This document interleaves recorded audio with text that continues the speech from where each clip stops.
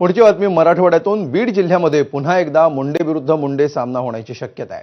आगामी निवडणुकीमध्ये युतीची शक्यता कमी आहे अशी माहिती मिळते।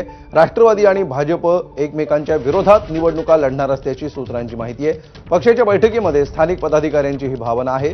युतीचा निर्णय लवकरच वरिष्ठांसोबत चर्चा करून घेतला जातो का याकडे आता लक्ष असेल। निलेश बुधावले याविषयी आपल्याला अधिक माहिती देत आहेत। निलेश, अमोल, आज सकाळपासून राष्ट्रवादी काँग्रेस पक्षाची वेगवेगळ्या जिल्ह्यांची वरळीडोम इथं बैठक सुरू आहे। नुकतीच बीडची बैठक पार पडली आणि या बैठकीमध्ये कुठेतरी पदाधिकाऱ्यांकडून स्वबळाचा नारा असावा अशा पद्धतीची भावना व्यक्त करण्यात आलेली आहे।